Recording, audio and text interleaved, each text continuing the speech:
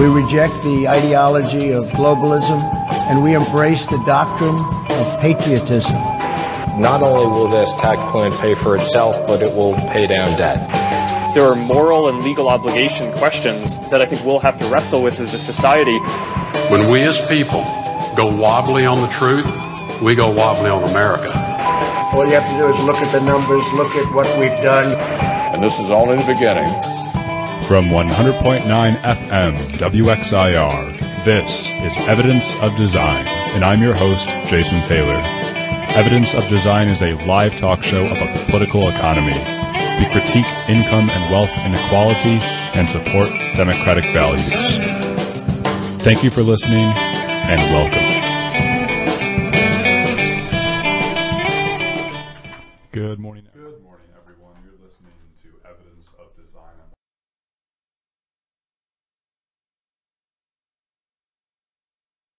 There. Good morning on this Saturday, August 10th. Now I can hear myself. Awesome. All right. We are in the blue here on 100.9 FM WXIR. Thanks for tuning in on this Saturday, August 10th. You are listening to Evidence of Design. I'm your host, Jason Taylor, and joined by my good friends and co-hosts today, Matt Treadwell. Hi, I'm Matt Treadwell. And Mary Lawrence. Folks, if you are new to Evidence of Design, we talk about income and wealth inequality on this show, and among other things, we promote democratic values and social justice. We've covered 61 other episodes throughout our career here on 100.9. It's been a great time, and thanks 100.9 for providing this platform, and thank you as a listener for being here and supporting grassroots radio in this capacity. Very important, and your involvement is what makes everything happen around this station in the community. So on today's episode, we are going to be starting out by talking about gun control and gun violence and some of the solutions and problems to, of course, the ongoing gun debate. Many folks probably know that there were, unfortunately, two particularly bad shootings that happened last weekend, and so we are not going to spend so much time on those in and of itself, but talking about where kind of the debate on gun violence or solutions to the epidemic of gun violence in the U.S. stands. Some of our very first episodes on this show a year ago centered two entire episodes sort of in-depth looking at gun violence in the United States, a lot of the facts and figures around gun violence, and also some of the proposed legislation or solutions to what causes gun violence. Today we'll be continuing that discussion, updating on all the things that have happened over the past year, essentially, focusing on a national level. So we'd love to have your participation. There's a number of ways to participate. First and foremost, give us a ring. This is live radio, and you are able to participate. That is powerful. Do not underestimate that. 585-219-8889. Again, that's 585-219-8889. If you've never called into live radio, do not be shy. We are here for you. We can pause our conversation wherever. Don't feel like you have to look for a magical opening because it won't be there. 585-219-8889. We want to hear from you. Your voice matters. You can also email us radioeod@gmail.com and find us on Facebook and Twitter and send us messages that way as well at Radio EOD. Covering all my bases here? I think so. All right. So we'll talk about gun violence throughout the hour here on 100.9 FM WXIR. This is Evidence of Design. Stay tuned.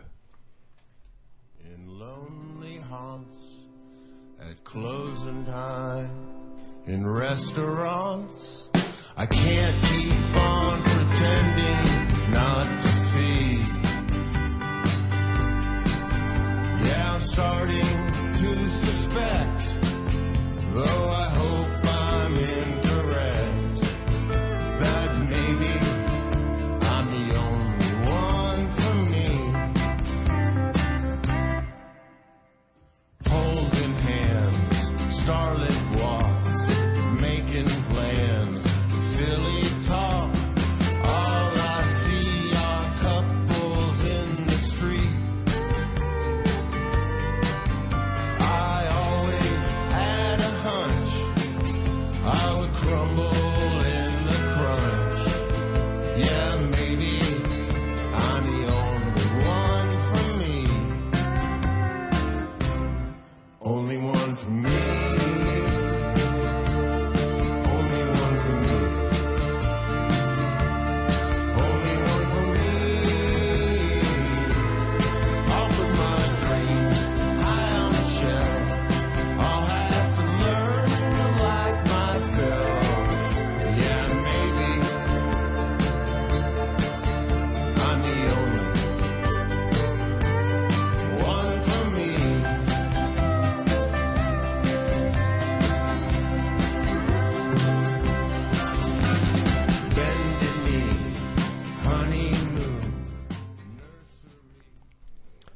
Maybe I'm the only one from me, from Purple Mountains, the latest and unfortunately probably the last album by David Berman, who passed away earlier this week. Mic test, hello. Mic test. Okay, there we go. Sorry about that, folks. We are having a little bit of technical difficulties today, but you know what? You know what the word resilience means? Am I coming through again? Yeah, I hear you. All right, awesome. So we'll be resilient here, try to be resilient here on 100.9 FM WXIR in Rochester. Thanks for tuning in. So let us talk about gun violence today. Folks, this is a very local issue, and it's also a very national issue. We know that gun violence is an epidemic across the United States. We have more gun-related deaths than any other country in the world by far, at least modern industrialized countries, however you want to define that. And we also have by far, by leagues, not even close, more guns in this country than any other, again, sort of modern industrialized country in the world. There's a lot of debate out there whether those two things are correlated or there's correlation or causation. Does the ubiquity of guns in the United States correlate with the sheer amount of gun deaths in the United States? So people can debate that. My personal stance on the issue is that, yes, there is a clear connection between the two, that there's a lot of guns in this country, and that therefore contributes to and informs the amount of gun deaths in the country. We, of course, cannot have this discussion without referencing the Second Amendment of the Constitution, because that, of course, is where the gun debate always goes to. And the Second Amendment, as a reminder for folks, reads, quote, "A well-regulated militia being necessary to the security of a free state, the right of the people to keep and bear arms shall not be infringed." Let me read that one more time. This is the Second Amendment. "A well-regulated militia being necessary to the security of a free state, the right of the people to keep and bear arms shall not be infringed." So I don't think it's worth debating right now on what a well-regulated militia means. Of course, back in the 1700s, militias were essentially kind of the military before there were formalized militaries in the country. And so militias kind of formed, and they did a lot of the fighting in the Revolutionary War, et cetera, et cetera, et cetera. So nowadays, there's not really well-regulated militias. And we know that in the recent Supreme Court case, Heller, that the Supreme Court ruled that individuals have the right to bear arms via the Second Amendment. So it's not really just well-regulated militias anymore. It's like individuals. You as an individual American have the right to bear arms, at least handguns. That was the case, and that was ruled in the Heller case. So that's where we stand. We're like, you can own a gun in the U.S. because Second Amendment. And the gun debate oftentimes sort of centers around that, but we won't really be going there today. We'll be talking about a lot of the rhetoric that has come out in this past week, particularly from well-known conservative politicians, talking about the causes and potential solutions to gun violence. Why don't we actually start with a clip? So Donald Trump spoke this week about his reaction to the shootings that happened, and this is one of the clips that Trump had to say after the shootings, and let's hear a little bit from him as he addressed the nation. We must stop the glorification of violence in our society.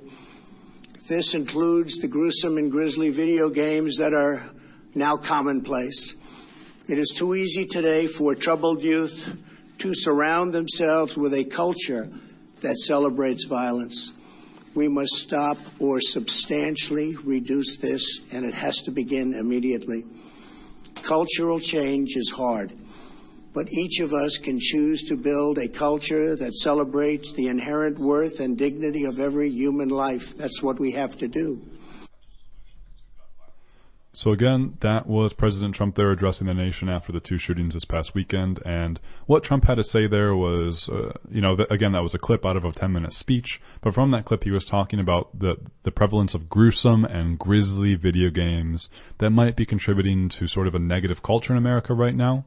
And that we must build a better culture, one that transcends some of the things seen in things such as gruesome and grisly video games. Well, it's not just Donald Trump who had that opinion this week. Let's also hear from Kevin McCarthy. He is the House Minority Leader. He took over from Paul Ryan after the 2018 midterm elections when the Democrats took control of the House. Kevin McCarthy became the House Minority Leader. This is what he had to say on Fox News. But the idea of these video games to dehumanize individuals, to have a game of shooting individuals and others, I've always felt that is a problem for future generations and others. We've watched from studies shown before of what it does to individuals. When you look at these photos of how it took place, you can see the actions within video games and others. But again, Kevin McCarthy, House Minority Leader, speaking this week on Fox News, talking about the shootings and saying, yeah, violent video games could be to blame here. Let's continue it one more time. Let's hear from Texas Lieutenant Governor Dan Patrick. He also spoke this week on Fox News. Let's see what he had to say about the shootings. And I say, how long are we going to let, for example, and ignore at the federal level particularly, where they can do something about the video game industry? In this manifesto that we believe is from the shooter, this manifesto, he talks about living out his super soldier fantasy on Call of Duty. We know that the video game industry is bigger than the movie industry and the music industry combined. And there have been studies that say it impacts people and studies that says that it does not. But I look at the common denominators as a 60-some-year-old father and grandfather myself. What's changed in this country? We've always had guns. We've always had evil. But what's changed where we see this rash of shooting? And I see a video game industry that teaches young people to kill. And that was Lieutenant Governor of Texas, Dan Patrick, on Fox News this week. So we just heard from President Donald Trump, House Minority Leader Kevin McCarthy, and Lieutenant Governor of Texas, Dan Patrick. All three of them had to say on the shootings that video games and the video game industry could potentially be to blame. Matt and Mary, I'll throw it over to you folks now. Any initial reactions from those three clips? Am I on? Here we go. We're popping in and out here. Try one more time, Matt. Hello. There we go. Here I am. Yes. My initial reaction is that it's a bunch of bull. Can I say bull? Bunch of malarkey? Bunch of hootenanny. Here. Yeah, we'll swap mics.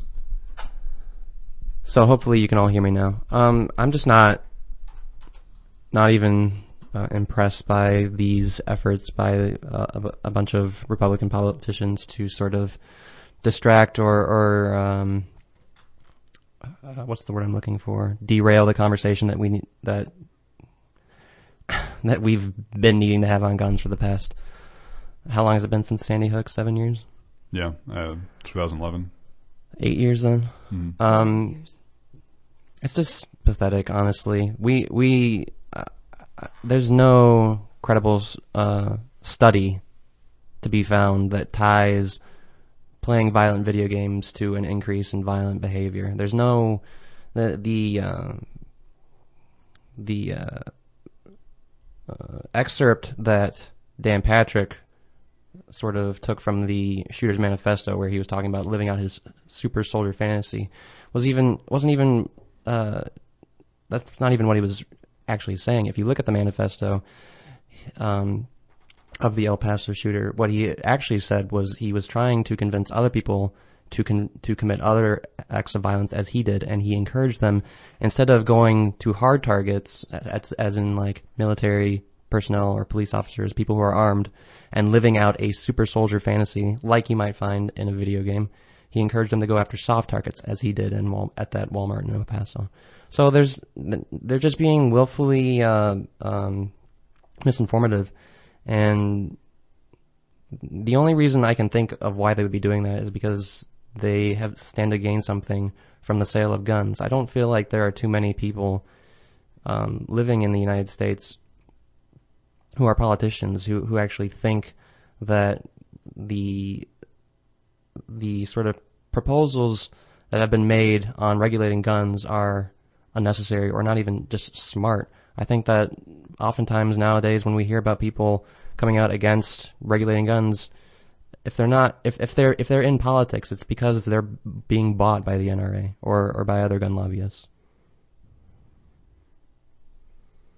I think that's powerful, Matt. Yeah, I would agree with you that the only reason I could see where folks like President Trump, House Minority Leader Kevin McCarthy, or the Lieutenant Governor of Texas would say that, video games are really to blame here for the spate of shootings that we've seen in this country, is that they stand to benefit somehow from the NRA or from the sale of guns, or maybe it's just a simple political thing, and they know that their base, whoever constitutes their base, doesn't want to see their elected representative do anything against guns. And it's sort of reflexive, right? The politician can set the stone and the base, or the politician can set the stage and the base can follow sometimes, or the base can set the stage and the politician will follow. Of course, ideally, in a representative democracy, the base sets the stage and the politician follows for the most part.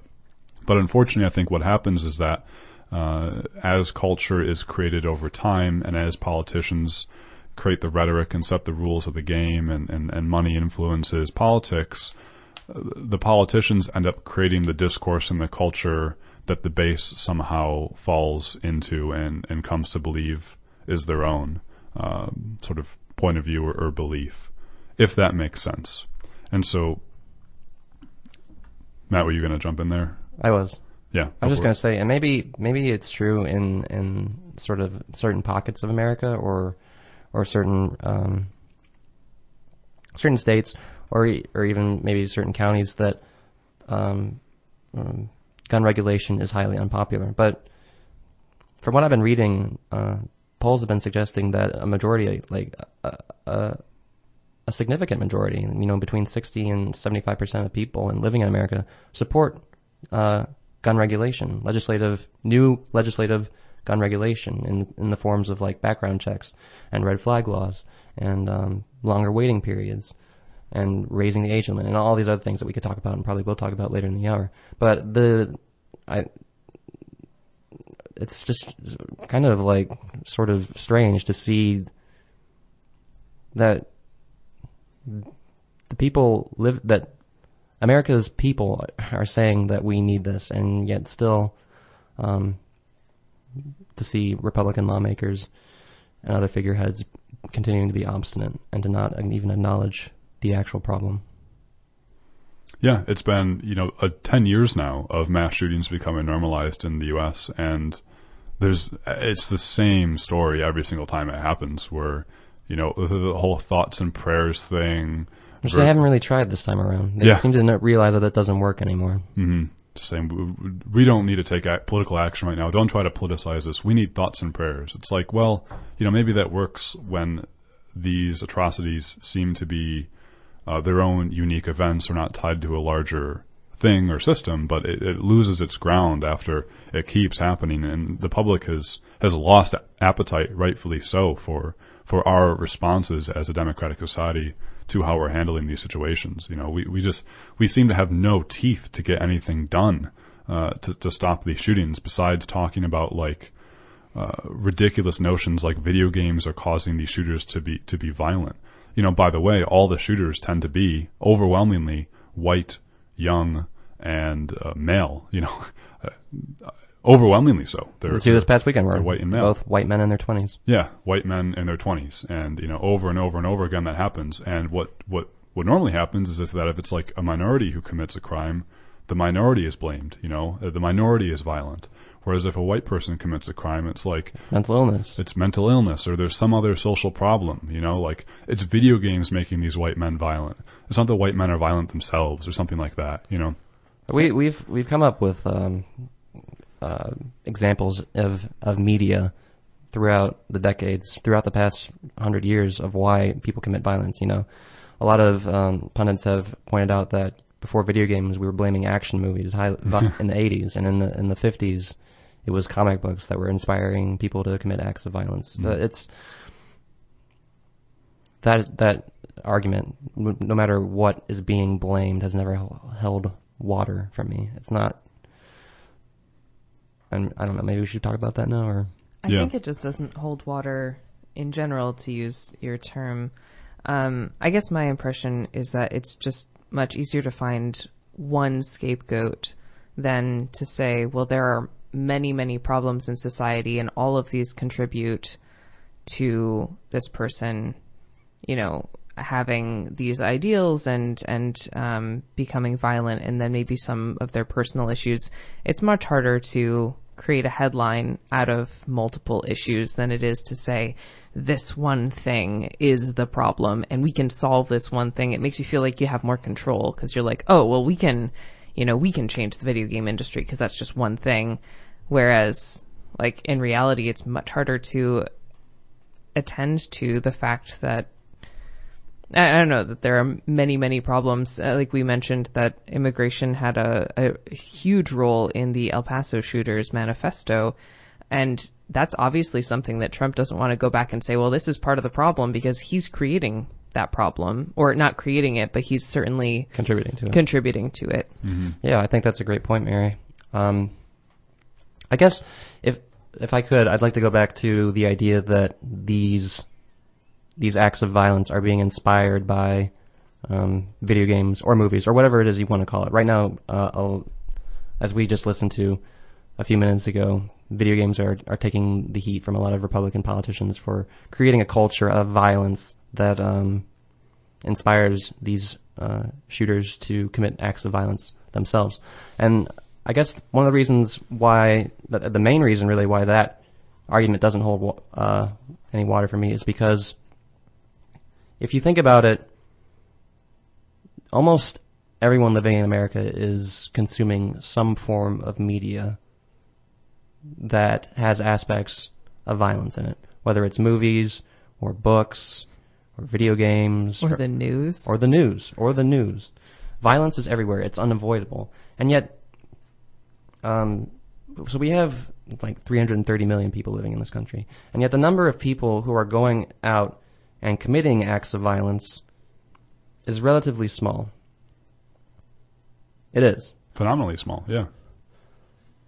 So if violent video games, for the sake of argument, is having such a form of media that is, as I can't remember his name right now, as Dan Patrick said, is more profitable and more popular than both the movie and the music industry combined, why are we not seeing, if they're inspiring acts of violence, why are we not seeing more? If they're so influential and so massive, shouldn't this be an even larger problem? And I just think that the reality is that a lot of people in America digest and consume and digest violent media and don't feel the need to go out and commit acts of violence because we are able to distinguish a piece of media from reality. And I know that Jason and you and I were talking about this yesterday, and one of the points that you brought up when we were talking about this was, well, a lot of people on the left especially have been saying that Trump's rhetoric, in particular concerning undocumented populations and people, has been blamed by people on the left for inspiring these acts of violence. Certainly in the case of the El Paso shooter, who was very motivated by what he saw as sort of a displacement of white people in America, as he said in his manifesto. So if you're making the argument, Matt, that violent video games aren't influencing people as much as some on the right would like you to believe, doesn't that mean you have to acknowledge that perhaps Trump's rhetoric or white nationalist rhetoric by other sites isn't having as much of a role too? And to that I would say that no, I disagree.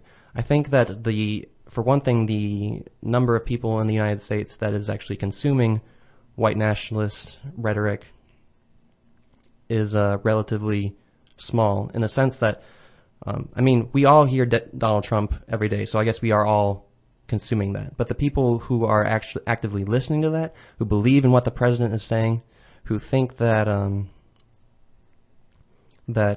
people coming from South American countries are a problem and that they need to be dealt with as criminals and aliens and outsiders. Yeah. With whatever means necessary, I suppose. These are people that are much more likely, I think, to become radicalized. And I think that it's not it's not too bold to use that word. These people are becoming radicalized, and they are committing acts of domestic terror. Especially the El Paso shooting, was obviously an attempt to intimidate a population of people. Mm-hmm. And listeners, you can weigh in on all this on 100.9 FM WXIR in Rochester. You're listening to Evidence of Design, and you can let us know what you think. Anything on your mind about the shootings that happened last weekend, anything on your mind about potential steps we can take as a society to reduce gun violence in this country. There's a lot of gun violence locally in the city of Rochester. There's a lot of gun violence around in any community across the United States. What do you think about gun violence? What can we do to reduce it? 585-219-8889. 585-219-8889. Matt, I think those are very strong points you're bringing up, that we have to be able to figure out, what's more likely to influence culture, like, Donald Trump's racist and derogatory tweets or video games. And here we heard 3 clips at the top of the hour from Donald Trump, Kevin McCarthy, and Lieutenant Governor Dan Patrick from Texas, all 3 of whom were using a podium this week to say, well, look, the problems with these shooters is coming from a sort of a damaged culture we have in the U.S., and that culture is partially to blame because of the ubiquity of violent video games. And, that makes absolutely no sense. Dan Patrick said, what's changed in this country? We've always had guns and we've always had evil. So why are we having more shootings? What then has changed? Well, violent video games. And that has got, you have to laugh when you hear that, because that is obscene.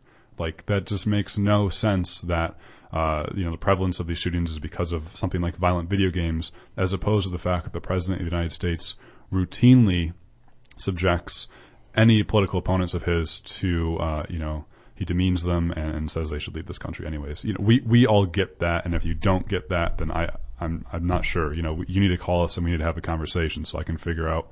You need to help me understand. We've seen how, just by Trump being elected, how the frequency of hate crimes has risen.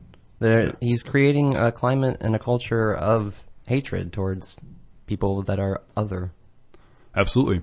It's proof. We've talked about this on the show before. The FBI has released documents that says, the rise of hate crimes have increased, and it's correlated with when Donald Trump was elected. And also, what the most telling thing is right after the shootings, Trump said, we need 2 things to happen in the legislative branch when they come back from their August recess. We need 1, a conversation on sort of gun safety, and 2, we need an immigration package. And that to me was so hurtful, because it seems to me that Trump saying we need both gun safety and an immigration package, Trump seemed to be saying that immigrants are causing people to commit acts of violence, and we need to get them out of here to prevent that from happening. It's the same argument that's used against women. Like, women wear certain types of clothing, and then men say, well, they can't wear that clothing because it tempts me to look at them, or to rape them. It's called victim blaming. Right, victim. Yeah, absolutely. Totally. The most depressing thing about the president's response for me is exactly what you said, Jason, in that he brought up immigration reform, which is exactly what the El Paso shooter was trying to do. Exactly. It's just like you're basically siding with the shooter at this point. Yep, exactly. And that's all he's doing, is saying, there's going to be more acts of violence because there's a lot of illegal immigrants in this country and they shouldn't be here, and they cause people to be angry, rightfully so. That's what he's saying when he says that, and that's really sad and dangerous. I want to turn our attention now, though, in a similar vein, not focusing on these Republican politicians and whatever they want to talk about, but Walmart. Let's talk about Walmart because unfortunately, in this past week, there were 2 shootings at Walmarts around the country that I know of. One was the one in El Paso, and another was in South Haven, Mississippi. I didn't realize there was a second one. It wasn't. I don't think anybody died. There was, yeah. There was 2 people who were killed. There was a disgruntled employee who unfortunately killed 2 people, and I think so 24 people in total died this past week. You don't hear about Walmart. It because it's just 2 people. Yeah, it happens a lot. Using a firearm to take lives. And so, what Walmart has done this week is Walmart has released a new internal memo, and this is, quote, immediate action, remove signing and displays referencing violence. So this week, in response to the shootings, not only did Walmart do, sort of the normal damage control of our hearts and prayers and thoughts, rightfully so, but they released an internal memo to all of their employees saying that immediately store employees must remove any violent images or any media that promotes aggressive behavior. They must remove these from the sale floor and turn them off immediately, and employees have to use their best judgment when determining what constitutes violent images or aggressive behavior. So they have to go through, the PlayStation and Xbox units in the store and either turn off the demos that promote the violent games or take down posters around the store. They have to, specifically the memo references, they have to take down any media that references combat or third-person shooter video games, which is very interesting because first-person shooter video games are even more popular than third-person shooters. So it is very confusing. So anyways, this was Walmart's response this week, where it's like immediately we want no violent or aggressive images to be promoted throughout our store. It's rather toothless in my opinion. It's obviously an attempt by Walmart to placate the number of people who have been calling for Walmart to stop selling guns in their stores. And it's just it's like putting a Band-Aid over an open wound. Mm-hmm. Walmart has slowly, I agree, Matt, Walmart has slowly made changes to their store policies throughout the years. In 2015, they stopped selling high-capacity assault-style weapons in their stores. However, in 2015, they said that the reason why they stopped selling these types of firearms, these high-capacity assault-style weapons, was because of supply and demand, not politics. They said in a statement to the New York Times that, look, we're not selling these guns anymore because our customers simply don't have an appetite for them, and so we're just not going to sell them.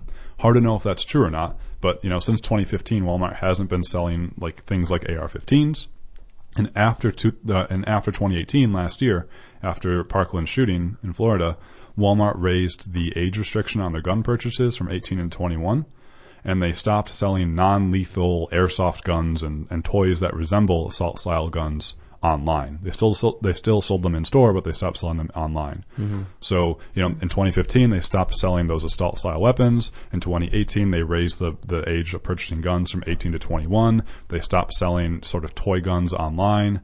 And then Walmart spokespeople have said for a long time that Walmart has gone beyond the federal policy, and they require a background check on all the gun sales that they do. And they won't sell a gun until the background check is returned, unlike the federal system, which if the background check isn't returned to the seller after 3 days, then the seller can go ahead and sell the gun anyways. What?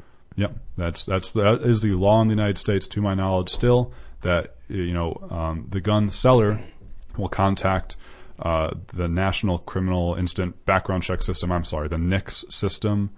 God, I'm forgetting what that stands for.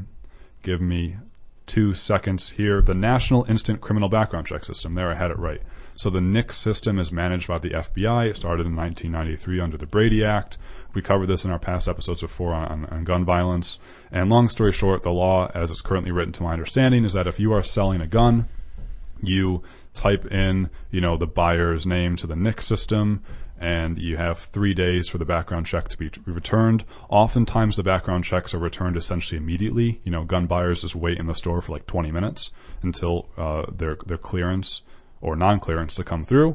But if for whatever reason there's a little bit of a hang-up, it's a Friday and there's a weekend or something, they have 3 days for the background check to be returned. If the background check isn't returned, then the seller can just sell the gun anyways, even though they don't have the clearance on the buyer. That's wild. When I was applying for a job and had to get a background check, it took 3 weeks. Yep. And I was flagged because I lived in Germany. Yep. Well, Second Amendment, Mary. And you can still buy a gun. And capitalism. And capitalism, yeah, actually. Yeah, you're right. Actually, if you're going to make money, rather than, if you're working, then you're going to be having to pay someone. Right. Wow. And so the point of this whole conversation is look, Walmart has been trying to do, it's unfortunate that these shootings occurred at Walmart. I'm not saying that Walmart is to blame for having people come into the stores to horribly take other people's lives. But at the same time, Walmart is the largest the largest company that sells guns in the United States. They sell the most guns in the United States on an annual basis. And so Walmart has to be implicated in this story because they're the ones selling the most guns in the country. And that's a lot of guns.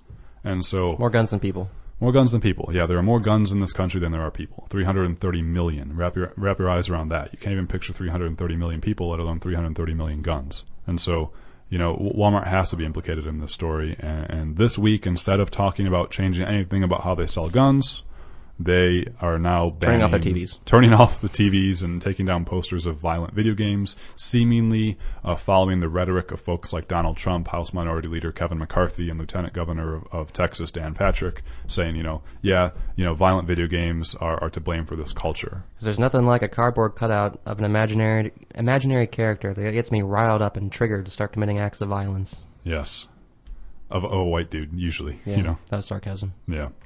So, Matt, are we able to pull up a queue here for a short break? Is that possible? Yeah. And listeners, we will be returning in just a few moments. You are definitely encouraged to give us a call even throughout the break, 585-219-8889, 585-219-8889. We want to hear from you in our remaining time here on 100.9 FM WXIR on Evidence of Design. We want to hear from you, a new perspective on gun violence in this country. What can be done to reduce it? What are your thoughts? Do violent video games increase or produce a tendency towards mass violence?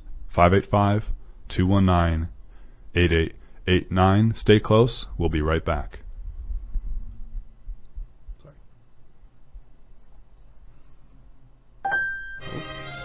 After this advertisement from your sponsor. Just kidding. We'll be right back now.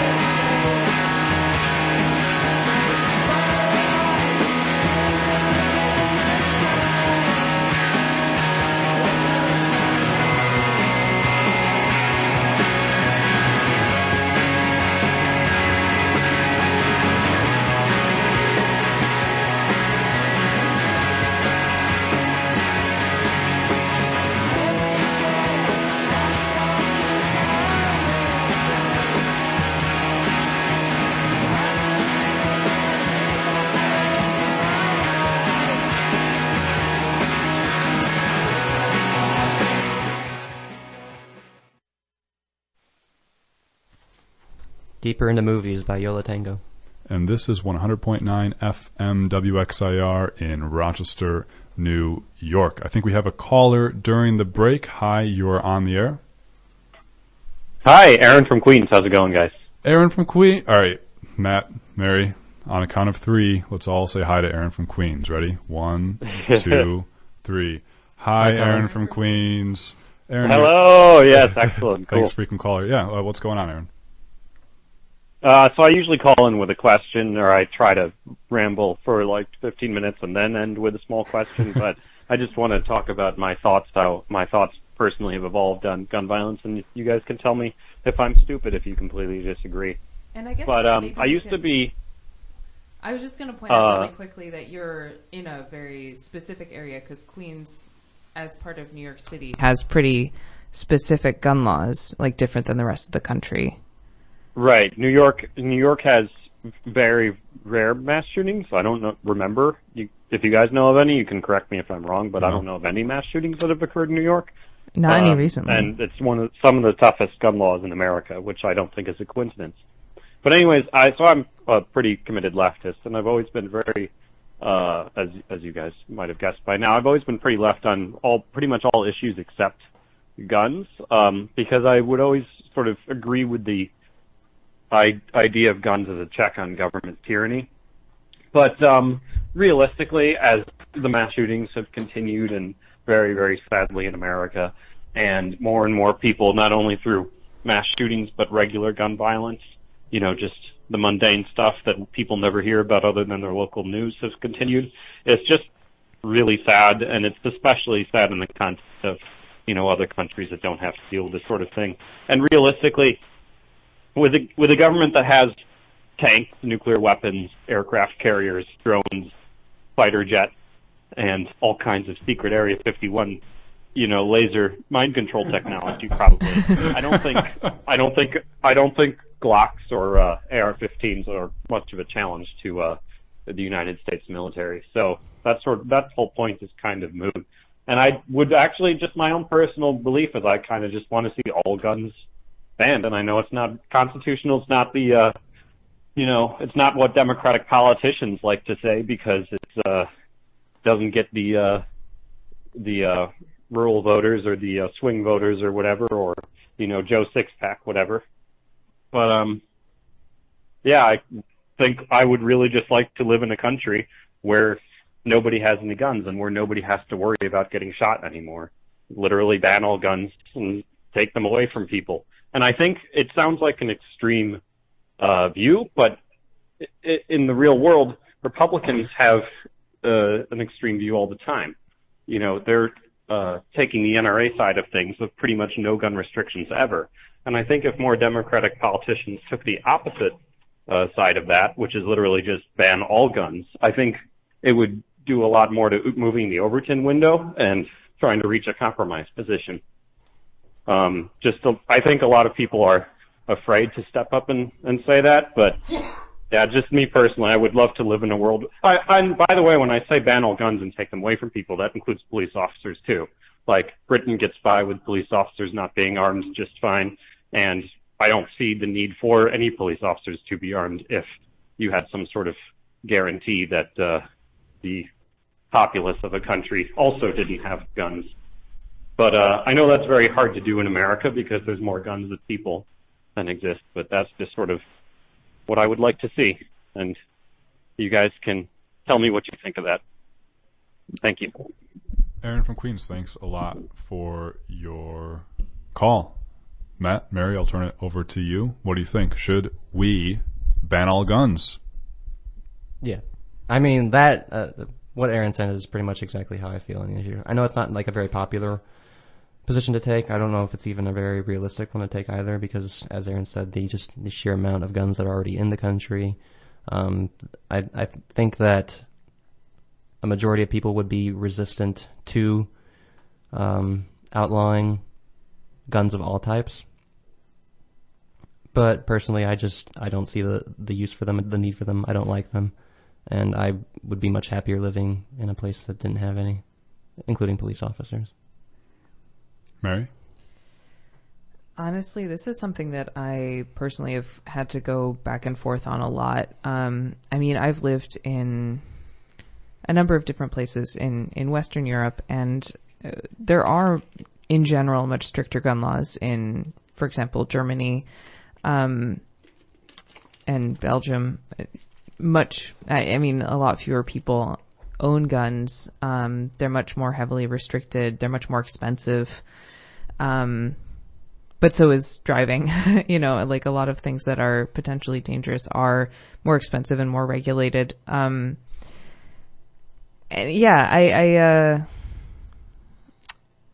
it's interesting because I come from a place where a lot of people I grew up with hunt for food specifically. And so I wonder sometimes what that would mean for those people, like what it would mean to take away guns for people who've only ever used them for actually getting food for their family. But in cities especially, I don't see any need for there to be guns. And I mean, we've seen a lot in the past few years. We haven't really touched on this, but a lot of shootings of police officers and specifically men of color, which is also a growing problem and a consistent problem. And I think that police not having guns and trying to keep them, especially out of cities, would be very helpful. Is Aaron still on the line there? No, he's gone. I was going to ask Aaron what people would do if they have 30 hogs in their yard and how they would 30 protect to themselves. 50 hogs. 30 to 50 hogs, yeah. 3 to 5 minutes.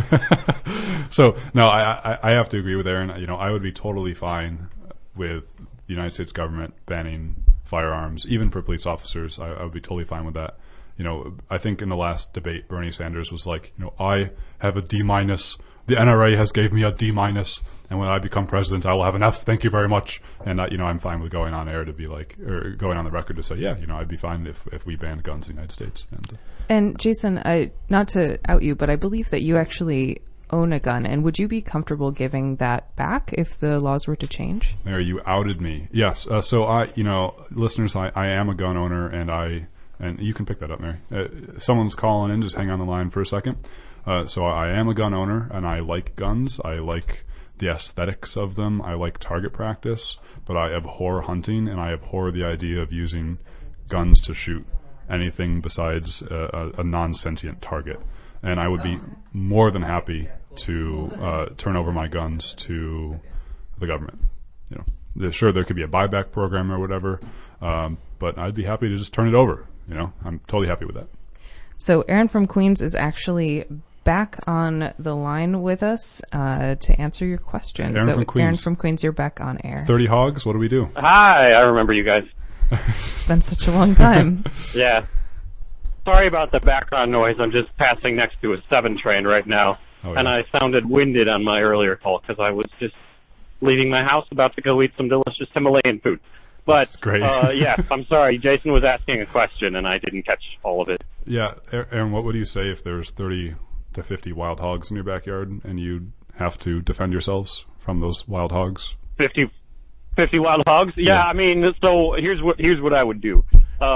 You would set up a turret system, because I am not in favor of arming humans, but I have seen Plants vs. Zombies, and I have played that game, and so I'm sure we could set up a system of pea shooters and exploding chili peppers, that sort of thing, to take care of it. But just on a serious note, one additional point I wanted to make is it's a good thing Mary brought up that issue with the police shootings and the police violence, because that is a very important one. And I think with a populace that isn't armed, there would be a much, much harder justification for police to ever use deadly force against civilians, because like the police wouldn't have the excuse of saying that, oh, I thought he was going for his gun, I thought he was, you know, pulling out a gun, because people just wouldn't have guns. And so I think that would address the issue of violence from both sides. I'm sure police would, you know, some of the crazy extreme ones would still find ways to shoot people if they really wanted to, and, you know, probably get away with it. But I think they would just have a lot less, you know, excuse to do that. Yeah, actually, I think that's a really good point. There have been a lot of cases where police officers have used the excuse of like, oh, well, you know, he had a cell phone in his hand and I thought it was a gun, or he had a stick of deodorant in his hand and I thought it was a gun, and have gotten off, you know, have not had any repercussions, or not many repercussions, for murdering someone when they thought they had a gun. Well, I think that's that's a law, or that a lot of states have, where police officers only have to prove that they thought they were in danger in order to use lethal force. They don't have to actually prove that they were in fact in danger. Right, and I think in general, so there are certainly, like Mary brought up, the hunting issue. Obviously, guns are tools. They're tools for killing, and for killing things, objects, people, animals, whatever. And there might be some instances where that tool use is, has a practical purpose, such as hunting. And I don't much like the idea of hunting myself, but it's not.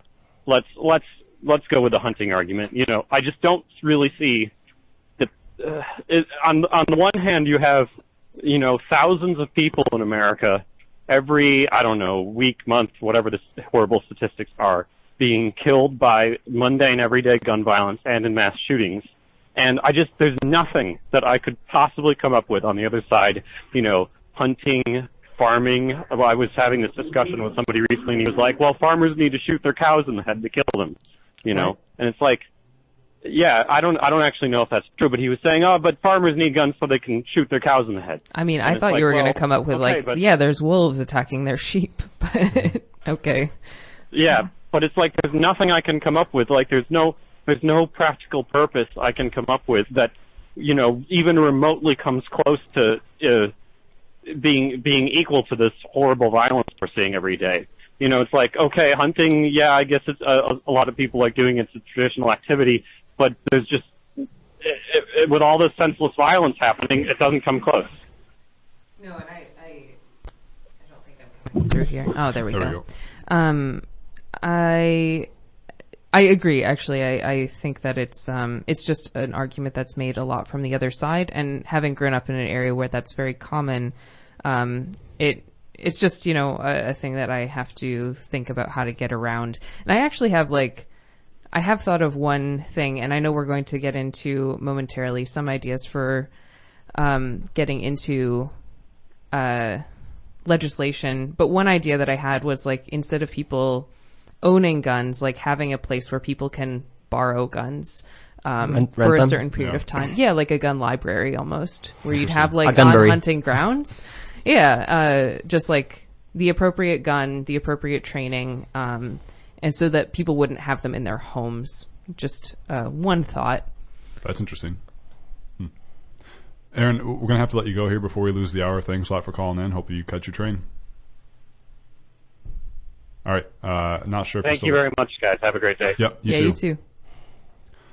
So, listeners, we're going to lose the hour here, so I want to end the last 3 minutes just to wrap up on what potential solutions or legislation exists to help prevent gun violence. Aaron's saying, look, I just can't think of any argument or how we can reduce gun violence in this country unless you just take away more guns. And I think all of us at this table here are sort of on the same side, where we need less guns in this country. Aaron was saying, well, we can just ban all guns outright, and I'm in favor of that, but I'm not in favor in a way that's like the government should kick down your door next week. No, of course not. It takes a while to change culture and this and that, and we're not going there, So I'd be happy eventually to live in a country where there's no guns here. Until then, there's a lot of other things we can do to reduce gun violence, and right now there's currently, according to PBS, 110 gun bills on the table in the House or the Senate. Actually, the Democratic-controlled House of Representatives earlier this year passed successfully with 8 other Republicans a universal background check bill. But guess what?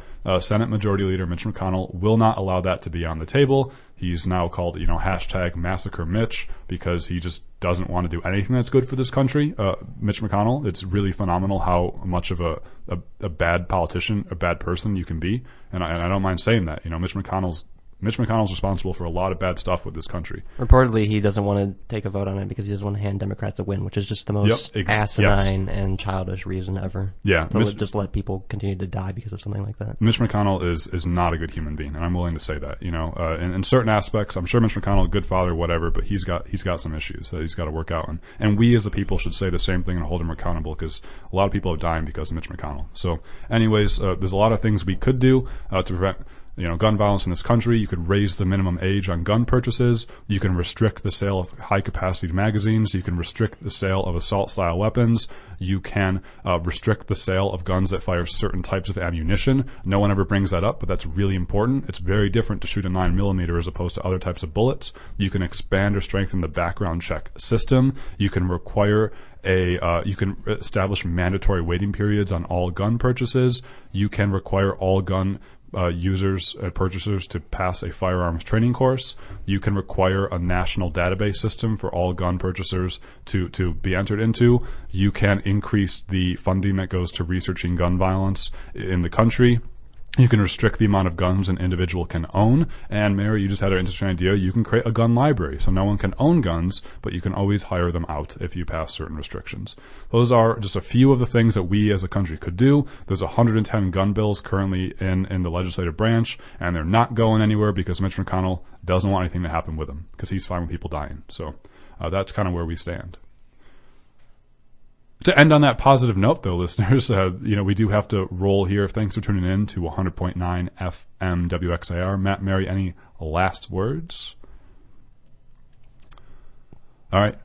We'll be back next week with you live. You can always find our past episodes online. YouTube, search Evidence of Design, episode X, and it will pop up for you. Evidence of Design on YouTube. You can find all of our past episodes. Thanks, Aaron from Queens, for calling in, and thanks all of y'all for being here and supporting Grassroots Radio, specifically in Rochester on 100.9 FM WXIR. Intro and outro music, thanks to Modest Mouse Dramamine. Be well, be safe. We'll see you next week, and bye-bye.